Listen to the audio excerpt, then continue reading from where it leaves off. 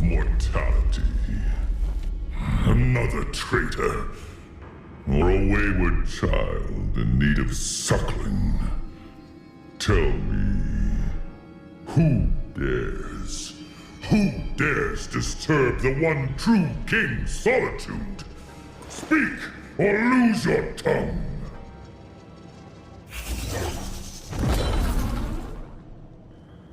I have heard as much from traitorous tongues. Filthy lies! Be warned that I suffer no fools. If you wish to live, prove your loyalty by slaying the duplicitous lesser goddess, Nimue.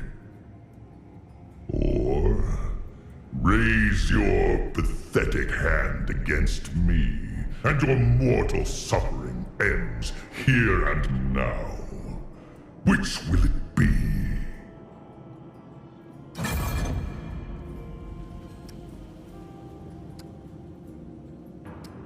Nimue, the Lady of the Lake, confidant turned traitor. Even now she is bound by her treachery and my shackles. Find her in her secluded prison tower. Kill her, traveler, and make certain that it is neither quick nor painless. Make her writhe in pain! Do that, and I shall reward you. Fail or refuse, and you shall be the one writhing in pain. My patience wears thin, mortal. Yet, I am curious. What simple ponderings preoccupy rotten beasts such as yourself? I shall allow it. You may ask your question with haste.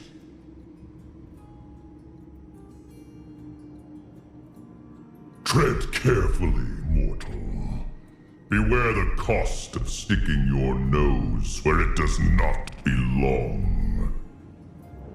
The self-proclaimed Red Prince is a mistake incarnate. A half-mortal with airs unbefitting his place in the world. I will say this only once. Keep your distance. Those who follow him follow but a shadow.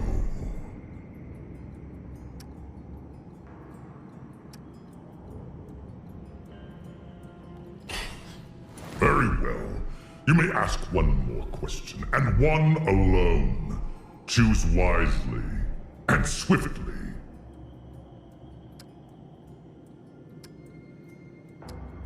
That is not a question. Do not try your luck, mortal. The scribe. I can scarcely recall the rat's measly existence. But if he yet lives, it shall not be for long. None shall escape their due retribution, even the most inconsequential of rodents. You would do well to remember that.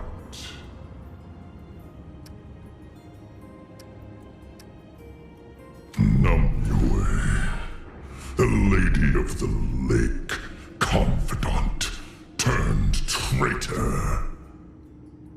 Even now she is bound by her treachery and my shackles. Find her in her secluded prison tower. Kill her, traveler, and make certain that it is neither quick nor painless. Make her writhe in pain! Do that, and I shall reward you.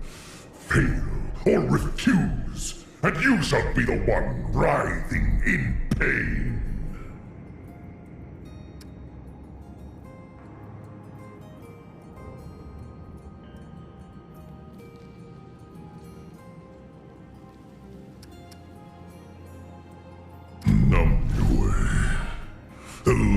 of the lake, confidant turned traitor. Even now, she is bound by her treachery and my shackles. Find her in her secluded prison tower. Kill her, traveler, and make certain that it is neither quick nor painless. Make her writhe in pain! Do that, and I shall reward you. Fail or refuse, and you shall be the one writhing in pain. The insect thinks it stands a chance. How amusing. Know that you are little more than a pest, flittering about at the feet of a goddess. That is why I shall deign to temporarily grant you the power to do my bidding. To that end, take this. Your orders are clear. Do not return until the deed is done. I have spoken. Take your leave now.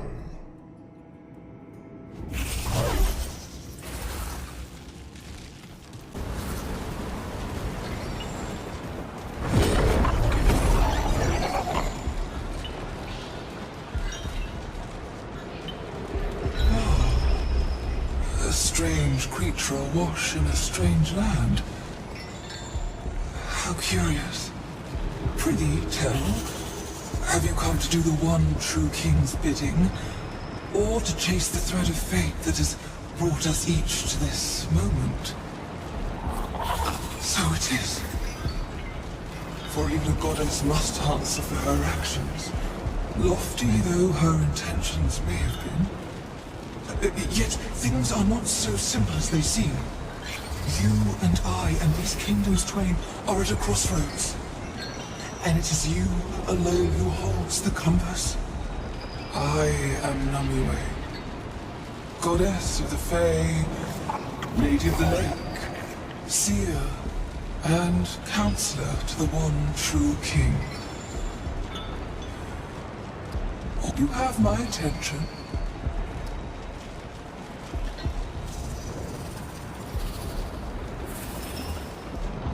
By the hand of the one true king. He is the most powerful being in this world. More so than even myself. He alone is capable of such an act. Though I played a part in his betrayal, I alone am the one who brought him back from his eternal slumber. My reward was a delayed death, that I might consider my betrayal and amply feel the weight of it. Be advised, strange one, do not underestimate the one true king, nor trust him in his present state of madness. To do so would surely be your last mistake. When the one true king was deposed at the hands of those he trusted most, the cost our precious kingdom suffered was greater than we ever could have imagined. Convinced of the plot's merits, I lent my power to the treachery, bewitching a dagger that it may be capable of killing a god such as he. At the last moment, I realized the folly of my actions, and secretly altered the spell to instead lull him into a deep slumber. Aside from sparing the Fae his brutality, I had no way of knowing this act would affect our world, much less in so dire a manner. The one true king was spared his regicide by means of a dark magic. Two kingdoms twined, our beloved kingdom of the Fae and the unfamiliar world of the Dran. Oh, how it stabs at unhealed wounds. But as you wish. I shall tell you what transpired between myself and the king, whose trust and favor I once enjoyed. The one true king ruled the kingdom of the Fae with an iron fist, mollifying his subjects with promises of freedom and prosperity. And to be sure, there was prosperity. For some. Those who did not offer praise and fealty, who did not share in the royal values, who were deemed unworthy in myriad ways. Their prosperity was taken and given to the favored. It was freedom for some, at a cost to many. And eventually, there were those who sought to plot against him. And they turned the ear of his closest confidants. Yes, myself included.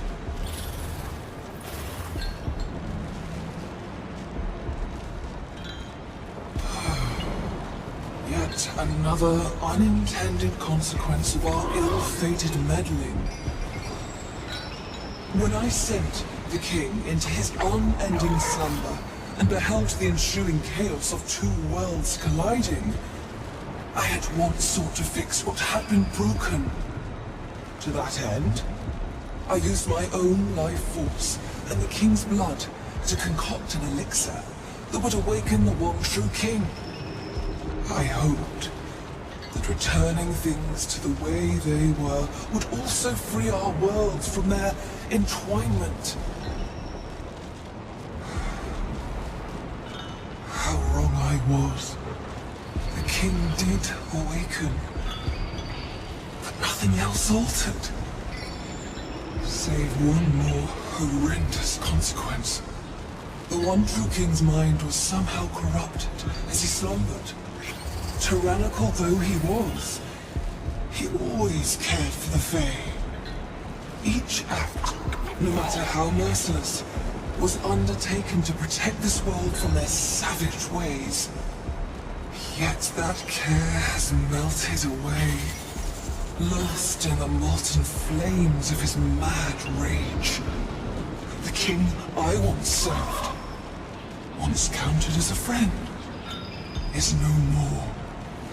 What remains is a true tyrant who is killing the Fae indiscriminately as recompense for his betrayal. And who has sent you to kill a tethered goddess for that same reason. So the hour of reckoning has come at last. Very well. The Mad King wishes you to kill me out of vengeance for my part in the betrayal that cursed his mind. As for myself, I wish to be spared, that I might one day remedy the ills that I unwittingly unleashed upon this world. And also for the king to be put out of his misery.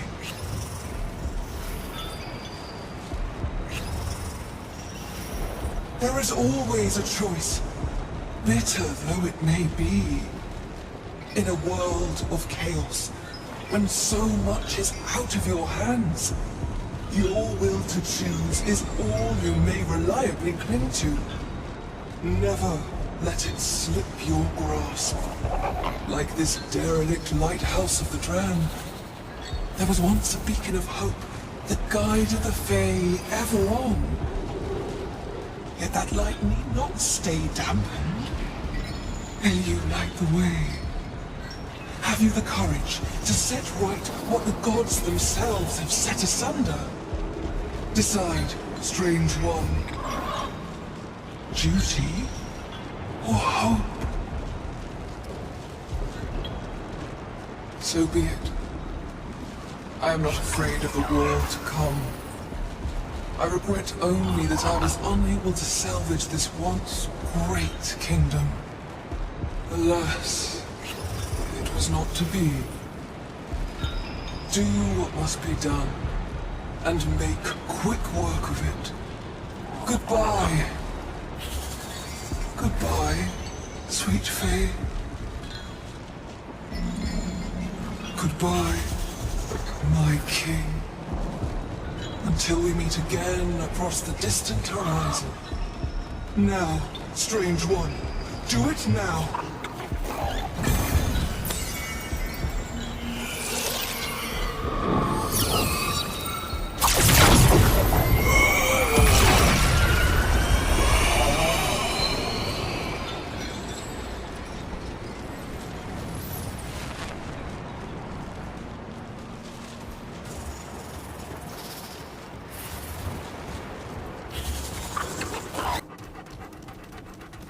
Is your task complete, or your life forfeit?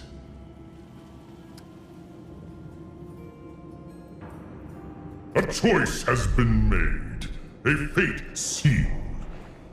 Tell me, and pray that your words are sufficient to save your insignificant life. She is dead. The lady is dead. The one soul who could faintly understand the weight of my crown and power. My former advisor and friend. She is dead. Killed. Good. Yes, you have done well, Traveler. You killed a goddess! Most impressive. Your reward is my respect. And a swift death. After all, it is only a matter of time until you set your sights higher still. Treachery shall not be allowed! Death to traitors! Make your peace, filthy mortal! Come! I shall not sully my throne with your unworthy blood!